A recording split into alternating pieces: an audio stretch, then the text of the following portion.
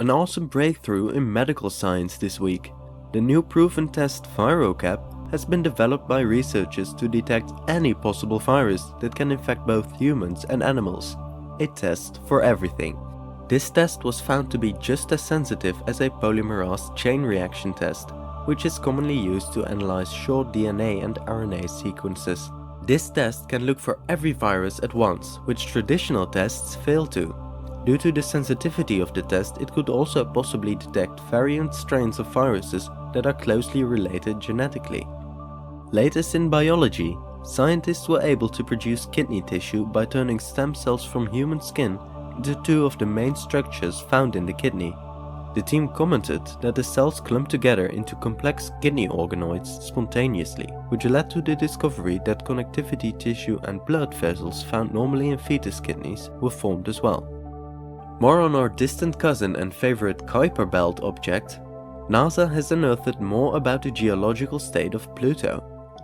In their observations, they detected blue skies, telling us a little bit about the composition and size of the haze particles based on how light is reflected blue. With closer inspection, it was noted that the images also showed exposed regions of water ice. NASA says they are investigating why water ice is exposed in some areas and not in others. This piece of information could end up being critical in our understanding of the environment on the planet. Algal blooms are now looking to be used in electrodes. Generally very harmful to humans and animals alike, a group of scientists converted the harmful algae blooms into hard carbon that can be used as high-capacity, low-cost electrodes for sodium-ion batteries. Heart surgery is a very dangerous operation, no matter how small the surgery is. A new UV light-enabled catheter was designed to fix holes in the heart using a biodegradable adhesive and patch. The adhesive and patch fit inside the patient's veins and are then guided directly into the heart. This new technology completely eliminates the need for open heart surgery in these instances. After some time, the adhesive dissolves, allowing the tissue to grow around it. Reversing your age, immortality and overall good health have been a quest that science has yet to fulfill. After years of research, BioViva has begun treating an individual using gene therapy targeted to reverse the aging process. This company is the first to leap into this science with human trials, and have announced that the subject has already returned to their daily tasks and normal routines. The patient will be evaluated routinely, and within a year's time the full outcome of the experiment will come to light. Why haven't we returned to the moon? Well, we did almost everything related to science there was to do at the time.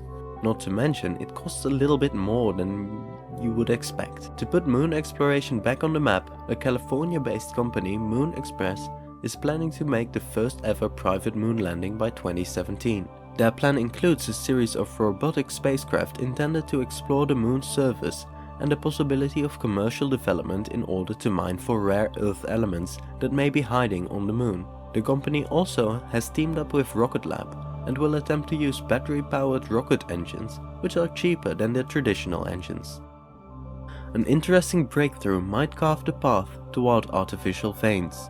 A new way of assembling organic molecules into complex tubular tissue-like structures without the use of molds or techniques like 3D printing has been developed by researchers at the Queen Mary University of London. The study shows how peptide and protein molecules self-assemble upon touching each other to form dynamic tissue at the point at which they meet. As the material assembles itself, it can easily be guided to grow into complex shapes.